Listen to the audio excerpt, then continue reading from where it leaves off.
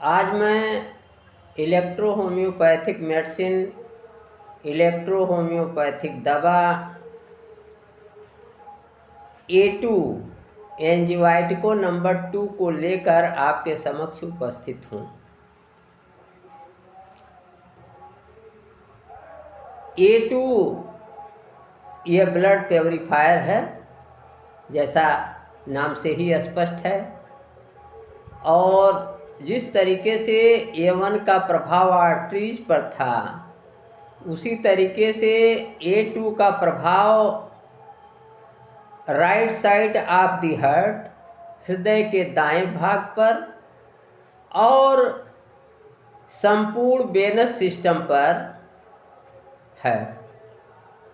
ये वेन्स जो हैं ऐसी कैपिलरीज हैं जो ऐसे वेन्स हैं जो अशुद्ध रक्त को, इम्प्योर ब्लड को ले जाती है, कैरी करती है, जिसमें इम्प्योर ब्लड, अशुद्ध रक्त बहता है। तो वेन्स ऐसी रुधिर की नलिकाएं, वाहिकाएं जिनमें अनऑक्सीजनेटेड ब्लड बहता है, अशुद्ध रक्त बहता है, उन्हीं पर A2 का असर है।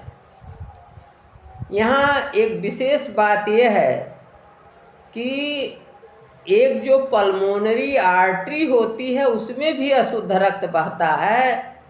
तो यह अपवाद है कि पल्मोनरी आर्टरी पर भी A2 का प्रभाव होता है। A2 के प्रभाव के अंतर्गत पल्मोनरी आर्टरी भी होती है और बकिया जितनी वेन्स, वेसल्स हैं, सब उन पर इसका असर है। ये A2 दवा जो है 7 इंग्रेडिएंट कंपोनेंट हैं इसके, 7 प्लांट्स के स्पेसिफिक एसेंस से यह दवा बनती है। पहला प्लांट है एविना सटाइवा, यह 30 पार्ट होता है। मालवा सिल्वेस्ट्रिस, ये 10 पार्ट्स है। सेंगुनेरिया कैनाडेंसिस, ये 20 पार्ट्स है। हाइड्रेस्टिस कैनाडेंसिस, ये 10 पार्ट्स है। एस्कुलस हिप्पोकैस्टेनम, ये 10 पार्ट्स है। हेमामेलिस वर्जिनिका, ये 20 पार्ट्स है। और एकाइलिया मिलीफोलियम, ये 10 पार्ट्स है। तो इस प्रकार से इन 7 पौधों के स्पेसिफिक एसेंस से, इनसे मिल करके आपकी इलेक्ट्रो होम्योपैथिक दवा A2 का निर्माण हुआ है, A2 बनी हुई है। अब यहाँ मैं यह बताना चाहूँगा कि आप कैसे जानेंगे कि कहाँ A2 की आवश्यकता है। जहाँ कहीं भी जिन वाहिकाओं में, जिन नलिकाओं में काला रक्त, ब्लैक ब्लड बह रहा है, तो उन पर इसका असर होगा। जैसे अगर रक्त, कहीं से रक्तस्राव हो रहा है तो वेन के हीमोरेज में, वेन के रक्तस्राव में रक्त कैसा होता है? काला होता है। और हीमोरेज धीरे धीरे होती है, झोंक से यह नहीं होता है, इन्हें गस ये नहीं होता है, धीरे धीरे होता है। तो अगर कहीं से रक्तस्राव धीमी गति से हो रहा हो, रक्तस्राव जो हो रहा हो वो ब्लैक इन कलर हो, काले रंग का हो, और तुरंत जम जा रहा हो, तुरंत क्लॉट कर जा रहा हो, तो ऐसे सारे रोगों में A2 का प्रयोग आप कर सकते हैं। अब जैसे मैं कुछ विशेष रोगों को बताऊंगा कि किन विशेष रोगों में किन औषधियों के साथ इसको आप प्रयोग कर सकते हैं।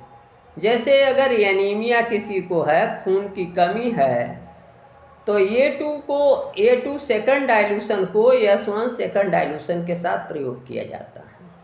इसी तरीके से अगर किसी को मुंह में छाले पड़ गए हैं तो A2 को सेकंड डाइल्यूशन में और इसको वाश के लिए भी यानी कुल्ला करने के लिए भी इसका प्रयोग बाह्य प्रयोग और आंतरिक दोनों किया जाता है।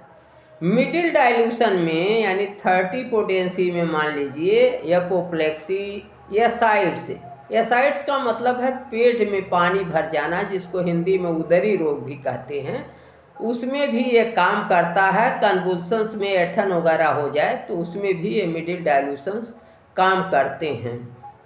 अस्थमा अगर किसी को है तो उसमें A2 का सेकंड डाइल्यूशन दिया जाता है। अगर एट्राफी है यानी अंग सिकुड़ रहे हैं, छोटे हो रहे हैं, तो वहाँ A2 को मिडिल डाइल्यूशन में दिया जाता है।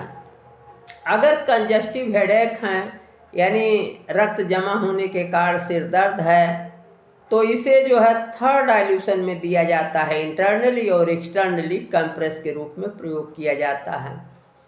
कार्डियक रोगों में A2 को S10 के साथ दिया जाता है। इसी तरीके से अगर ओवरी की बीमारी हो तो उसमें C1 के साथ A2 को दिया जाता है। ड्राप्सी अगर हो यानी शरीर में जल जमाव हो रहा हो और डिसेंट्री हो, अगर पेचिस हो, तो इन दोनों में A2 थर्ड डाइल्यूशन को S10 थर्ड डाइल्यूशन के साथ दिया जाता है। इसी तरीके से अगर डिस्मेनोरिया हो यानी ऋतुशूल हो, किसी को मासिक धर्म के समय पीड़ा हो रही हो, तो C1 सेकंड डाइल्यूशन को A2 सेकंड डाइल्यूशन के साथ दिया जाता है। अगर किसी को डिसयूरिया हो यानी पेशाब न बन रहा हो तो इसे S6 सेकंड डाइल्यूशन और A2 सेकंड डाइल्यूशन दिया जाता है। इसी तरीके से अगर किसी को पील पाँव हो जाए, एलिफेंटाइटिस हो जाए, तो A2 को S5 के साथ दिया जाता है। इपिलेप्सी अगर किसी को हो जाए तो A2 के सेकंड डाइल्यूशन को S1 या S10 के सेकंड डाइल्यूशन के साथ दिया जाता है। फिस्चुला लैंक्रिमल अगर हो यानी आँख में अगर नासूर हो जिसके कारण बहुत आंसू आ रहे हों, तो A2 सेकंड डाइल्यूशन को C1 सेकंड और S12 सेकंड डाइल्यूशन के साथ दिया जाता है। अगर फिस्चुला ऑफ गम्स हो यानी मसूड़ों की फिस्चुला हो तो A2 सेकंड डाइल्यूशन को C1 सेकंड डाइल्यूशन के साथ दिया जाता है। अगर एनस का फिस्चुला हो यानी मलद्वार का फिस्चुला हो तो वहाँ इस A2 को S2 सेकंड या C5 सेकंड के साथ दिया जाता है। इसी तरीके से अगर गठिया बात रोग हो तो उसमें A2 को S2 के साथ दिया जाता है।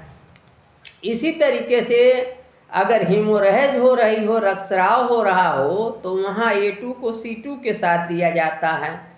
इसी तरीके से अगर किसी को इनसैनिटी हो, पागलपन हो, उन्माद हो, तो A2 थर्ड डाइल्यूशन को S3 सेकंड डाइल्यूशन के साथ दिया जाता है। पीलिया रोग में A2 सेकंड को F1 सेकंड के साथ दिया जाता है। लिकोरिया रोग में A2 सेकंड को C1 सेकंड के साथ दिया जाता है। तो इस तरीके से मैंने एंजियोइटिको नंबर 2 के कुछ सामान्य प्रयोग भी आपको बताए और संक्षेप में बात यहाँ पहुँचती है कि A2 का प्रभाव सिरा पर होता है और सिरा में बहने वाले काले रक्त पर होता है। तो जितनी भी वेंस हैं, जितनी वेसिल्स हैं वेंस वाली और जितनी वेंस की कैपिलरीज हैं, सारे पर इसका असर होता है। हृदय के हार्ट के राइट साइड पर होता है, दाएं भाग पर होता है और एक पल्मोनरी आर्टरी है वह भी इस A2 के प्रभाव में आती है। तो इस तरीके से ऐसे सामान्य रूप से पॉजिटिव रोगों में A2 की नेगेटिव डोज और नेगेटिव रोगों में A2 की पॉजिटिव डोज आप प्रयोग दे करके किसी रोग का इलाज लक्षणानुसार कर सकते हैं।